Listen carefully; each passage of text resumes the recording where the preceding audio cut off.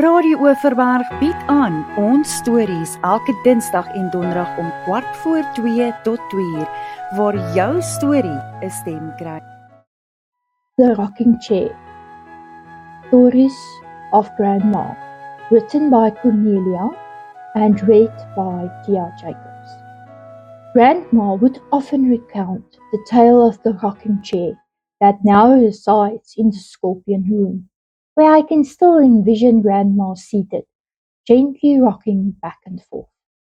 In its prime, the rocking chair was a luxurious seat from days gone by, adorned with a golden and red pillow. It hosted meetings with notable individuals, including royalty, who graced its presence. The chair, intricate woodwork with patterns of leaves and vines, told stories of hands that carved it with utmost care and precision. Over time, the chair had become a witness to countless moments of joy, sorrow, and wisdom shared within the family. Grandma's eyes would sparkle with mischief as she shared the tales woven within the fabric of her old rocking chair.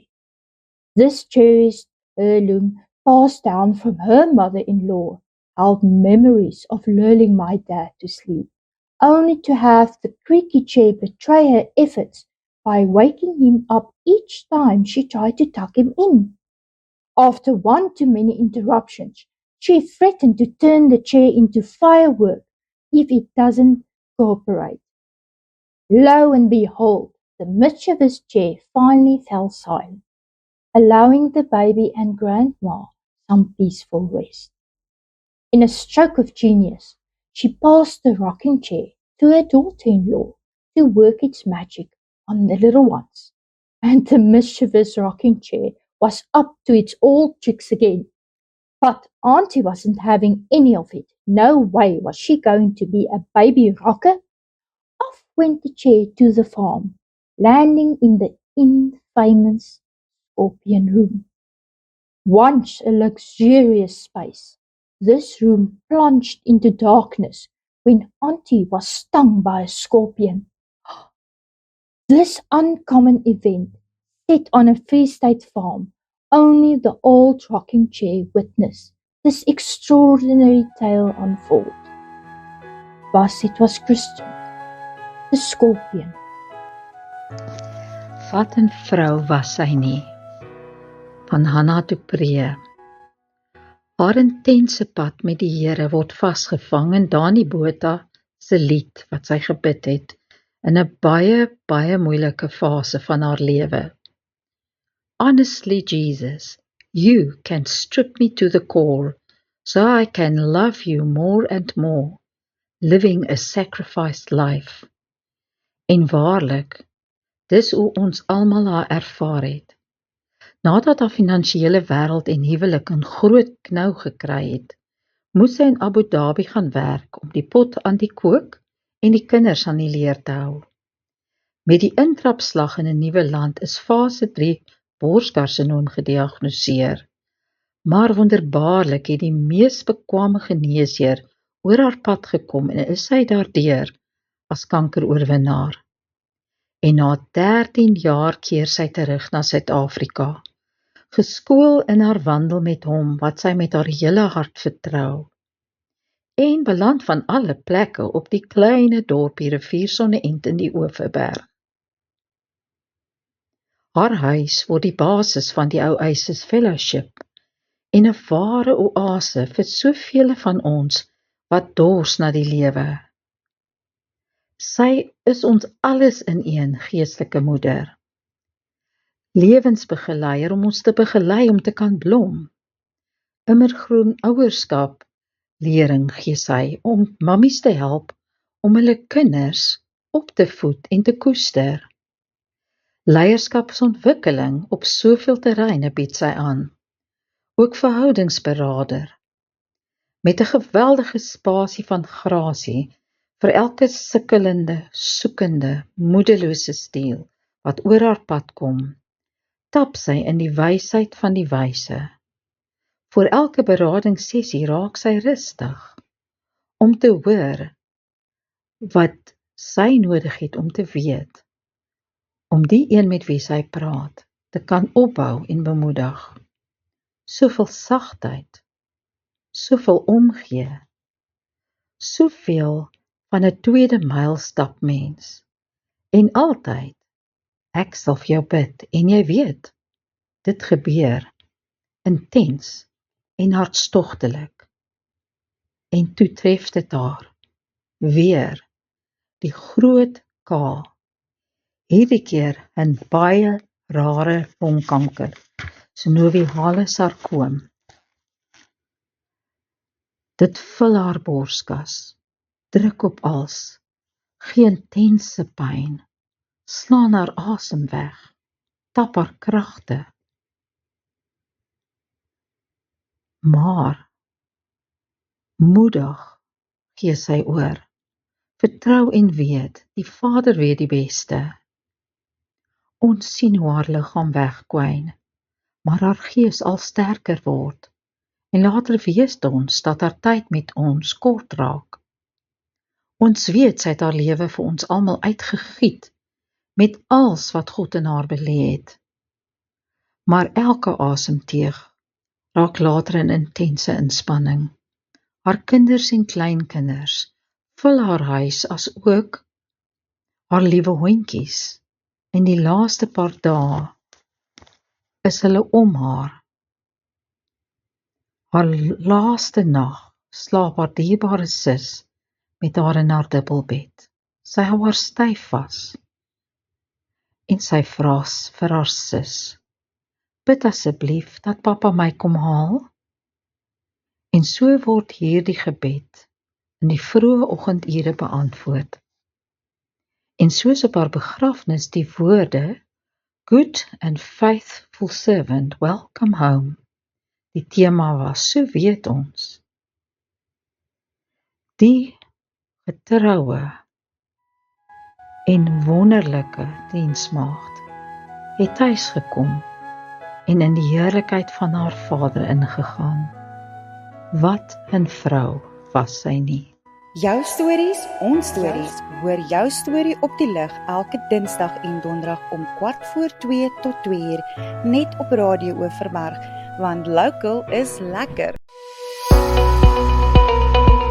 Kom na Midas by Daarstop en Swellendam en sien die verskeidenheid produkte en promosies beskikbaar. Ons winkel is ontwerp rondom die behoeftes van voertuigeienaars en motorwerktuigkundiges en fokus op kwaliteitprodukte teen die beste prys. Van globale handelsmerke tot die groepe se privaat etikethandelsmerke. Of jy nuwe ruitveers, 'n waterpomp of oliefilters benodig, ons het al die motoronderdele, sleepwa en wielbykomstighede wat jy nodig het. Midas by Daarstop en Swellendam.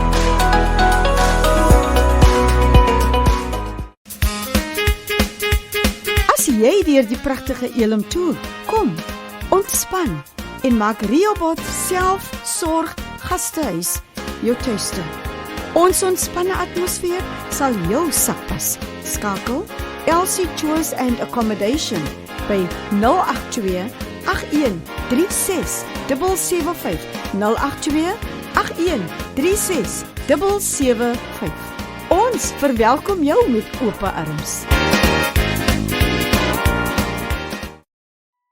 Wat 'n vrou was sy nie. Geskryf deur Louise Vos en gelees deur Tia Jacobs. Treasure your mother, treasure her with care. You will only miss her when you see her empty chair. Hoe kan een mens so 'n groot leemte laat? My ma was 'n fyn dame, klein van postuur, maar met 'n besondere persoonlikheid. Baie lief vir hartsmense, met 'n groot onbaatsigtige liefde, wat soos 'n warm kombers op 'n kouer wintersnag om jou vou.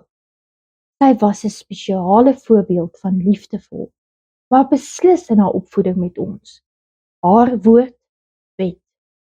Die kleinkinders was egter 'n ander storie, sonder foute. Sy sal jou invlieg as jy aan haar bloetjies duf raak. Sy was nie die gewone soort ouma nie. Brei en hekel was nie haar so ding nie. Maar soms kan sy te bruis raak, dan het my pa geterg. Van alle siektes soos Kongo-koors was ouma koors die gevaarlikste. Ouma wees was haar grootste trots. Dit het opgeswel en oopgebreek van lekker kry, toe 'n klein Kolja gebore is, 'n kleindogter met haar naam. Kinders en kleinkinders het ewe lekker in daardie ruim ou plaashuis gekuier, met die gemaklikste roetine wat slaaptyd soms 'n probleem. Eendag loop sy toe 'n wiegstoel raak, wat trots in haar kamer gepryk het, waar dit menige kleinkind aan die slaap gesus het. Die jare het verbygesnel, kleinkinders het groot geword, en hulle te oud om alleen op die plaas te bly. Die besige huis het skielik doodstil geword, asem opgehou, gewag. Ons het die stoel saamgetrek ouer huis toe. Dalk sou dit help. Sy het op haar stoel gaan sit en die minimum beweeg. Ek het al probeer opbee, maar het 'n roosboompie geword. Groei daar al wortels? Sy het nie gelag nie, en 'n paar maande later is sy oorlede. In die ouer huis het min van haar agtergebly. Sonder die roosboompie het die geliefde stoel roerloos gestaan, asof dit wou sê, wat 'n vrou was sy nie. Vir ouma. Geskryf deur Lihani de Plooy en gelees deur Tia Jacobs. Dis woensdagoggend en ek is laat. Laat vir werk. 'n Werk waaraan ek altyd vreugde gevind het, maar wat tans my soos 'n las voel. My hart is swaar. Ek verlang weer vandag meer as gewoonlik. Ek kyk vir oulaas in die spieël om seker te maak alles is in plek. Die refleksie vang my vas. Ek kyk vas in donkerblou oë. Haar oë. Oë wat altyd vol lag, liefde en omgee was. Ek onthou hoe sy soggens vir hom koffie in die bed gebring het en sy klere vir die dag teen die kas gehang het. Hoe sy gesorg het dat sy ontbyt reg was wanneer hy klaar aangetrek was. Hoe sy daarna vir ure in die sonkamer gesit en met die Here gepraat het.